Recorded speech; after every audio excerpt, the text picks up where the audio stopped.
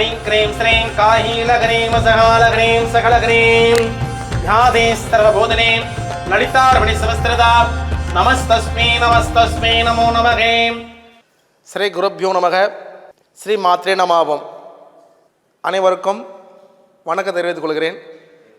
இந்த ஆலயத்தில் பார்த்தோன்னா லலிதா மகா திரிபுரசுந்தரி ஆலயம் அமைந்துள்ளது. இது எங்கன்னு பார்த்தீங்கன்னா நம் பாண்டி திண்டிவனம் டோல்கேட்டிலிருந்து ஒரு ஆரோல் காவல் அதிலிருந்து ஒரு 50 மீட்டர் தூரத்தில் அமைந்துள்ளது. அம்பாளுடைய தோற்றம் பார்த்தோன்னா ஸ்ரீசக்கர மேரு கோபுரமாக அமைந்துள்ளது. ஆலயத்துக்குள்ளே வரும்பொழுது பைரவாக தோரசக்தியும் பத்ரகாளி தோரசக்தியாகவும் லம்போதர் கணபதி தோரசக்தியாகவும் அதுக்குள்ளே வரும்பொழுது மகா கணபதி அம்பாவோட ஸ்ரீவித்யா வல்லப கணபதி அம்பாளுக்கு எல்லாம் உட்கார்ந்துட்டு இருப்பார். அதுக்கு அடுத்ததாக வராகி லலிதாவுக்கு படத்தளபதியாக வராகி அமர்ந்துள்ளாள்.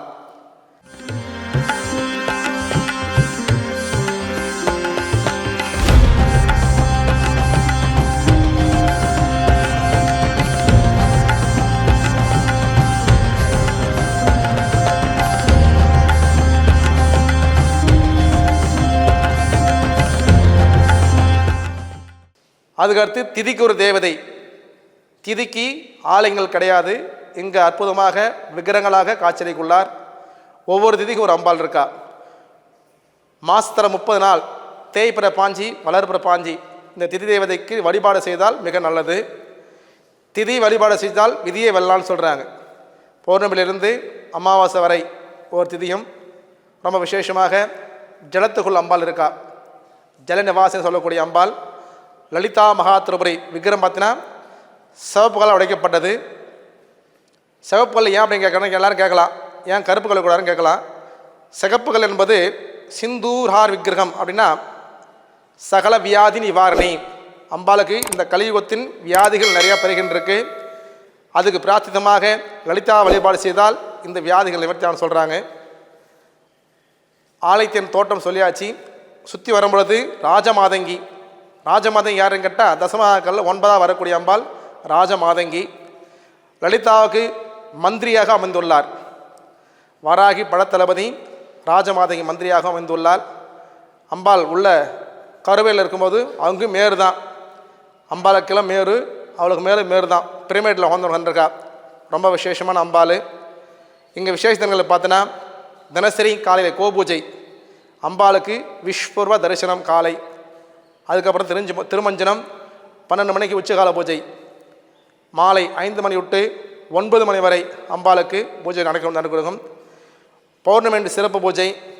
பஞ்சமி அன்னை வாராகிக்கு சிறப்பு ஹோமமும் அருள் சுவை அண்ணா நடைபெற உள்ளது. ஒவ்வொரு வாரமும் ஞாயிற்றுக்கிழமை வாராகிக்கு சிறப்பு அபிஷேகம். எங்கும் காணாத அபிஷேகம் இங்கே காணலாம். அபிஷேகத்தோடு பார்க்கலாம். நீங்கள் வாராகியை பார்த்தினா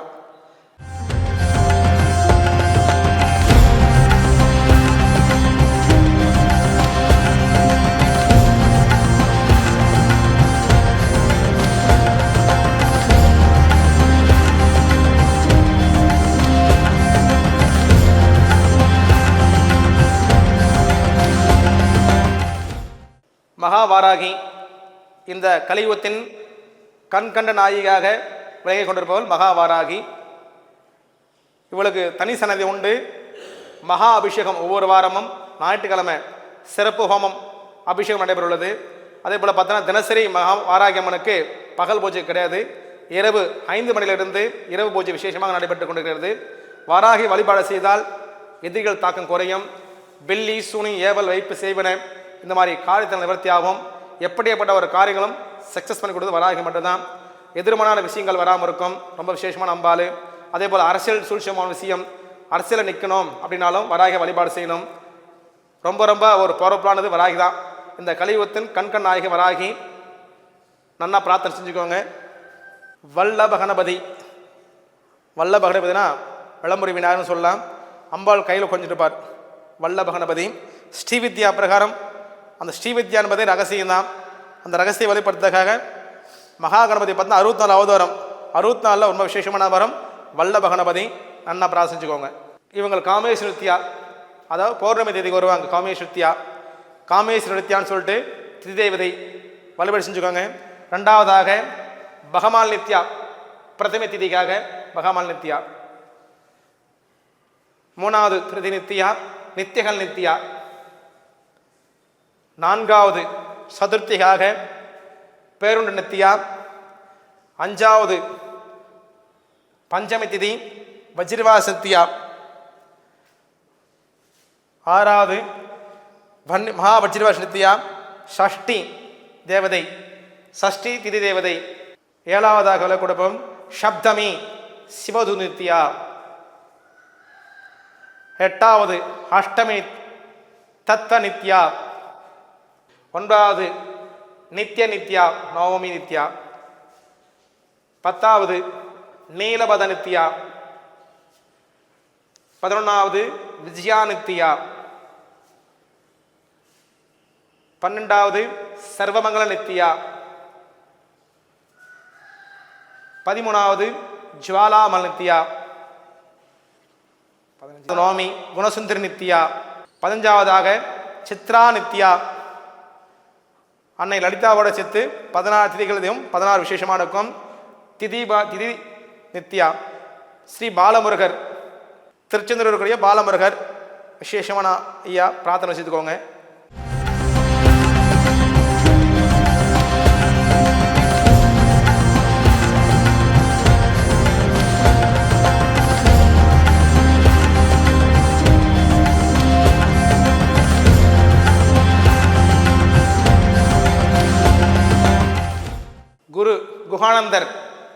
குஹானந்தர் யாருன்னு கேட்டீங்கன்னா, குஹானந்த மண்டலை அப்படி சொல்லக்கூடிய ஸ்ரீவித்யா பிரகாரம் ரொம்ப விசேஷமான குஹான மண்டலினா நிறைய பேர் தெரிய வந்துட்டால, மற்றவங்களுக்கு தெரிய வாய்ப்பு இல்லை. தெரிஞ்சுக்கோங்க எல்லாரும். பார்த்தீங்கன்னா காஞ்சி மகா பிரிவுகளாம் குருவர் தான், பெரியவாவுக்கே குருவர்னா சொல்லவும் பார்த்துக்கோங்க.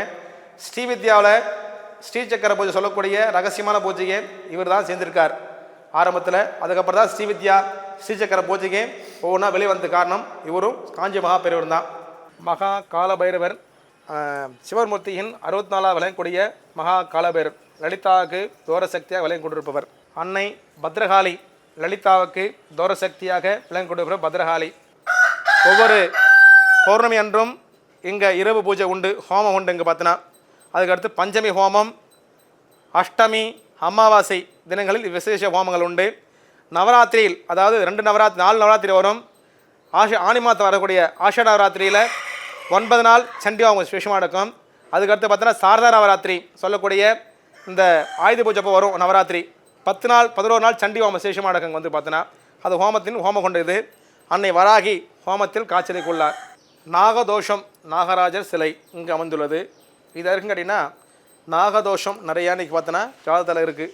அந்த ஜாதக தோஷ நிவர்த்தியாக பரிகார பூஜை நடத்தப்படும். அவங்க கையில் பாலாபிஷேகம் பண்ணணும்.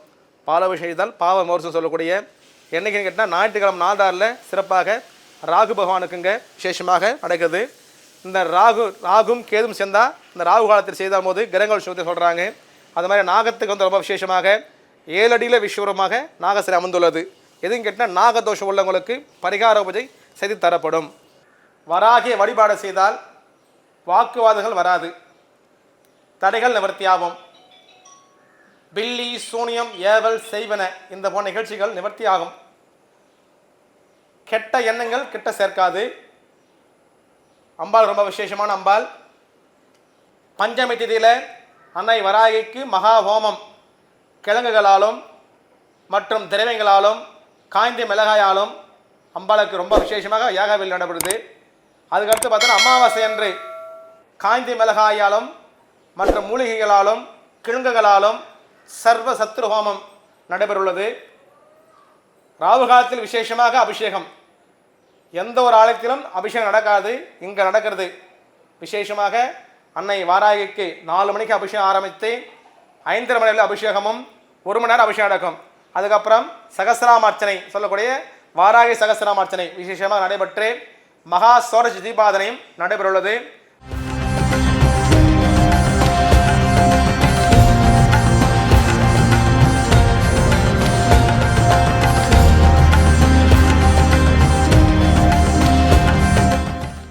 முன்னொரு காலத்தில் இந்த தீபங்கள் அதிகமாக இருந்தது. இந்த யுகங்கள் மாற மாற தீபங்களாக மறைக்கப்பட்டது. நாம் ஆலயத்தில் புதிதாக பிரதிஷ்டைப்படுவது. அதாவது கூம்பு பார்த்தீங்கன்னா ஹாம மேலே உட்காந்துன்ற மாதிரி விளக்கு, சுத்தமான பசு நெய் மட்டும்தான். இந்த நெய்யை ஊற்றிட்டு 3 சுற்று வளமாக வரணும். அம்பாட்ட பசு நெய்யை ஆலயத்தில் கொடுத்துட்டுருக்கேன், வியாதிகள் நிவர்த்திக்காக. அதுக்காக அதை பண்ண சொல்கிறேன் நான். ரொம்ப விசேஷமான அம்பாள். அதே போல் அஷ்டமிக்கு பைரவருக்கு விசேஷ அபிஷேகம், சகசிராம அர்ச்சனை ரொம்ப சிறப்பாக நடைபெற்று கொண்டு இருக்குது. அமாவாசை தோறும் மிக அற்புதமாக சண்டியாகமும் சர்வ சத்ரு ஹோமமும் நடைபெற்று அக்னி செட்டிடுத்தல் மற்றும் அருள் சுவை அன்னதானத்தோடு நடைபெற உள்ளது. ஒவ்வொரு பூஜையும் சீரும் சிறப்புமாக நடைபெற்று கொண்டு இருக்கிறதுங்க. எல்லாமே அம்பாள் அனுகிரகத்தால் நடைபெற்று கொண்டிருக்கிறது. அந்த அனுகிரகம் எல்லாரும் பெறணும்னு சொல்லிட்டு அன்புடன் வரவேற்கிறோம். நன்றி, நமஸ்காரம். பாண்டி பாட்காஸ்ட் யூடியூப் சேனலை சப்ஸ்கிரைப் செய்யுங்க. ட்விட்டர், ஃபேஸ்புக், இன்ஸ்டாகிராமில் தொடருங்க.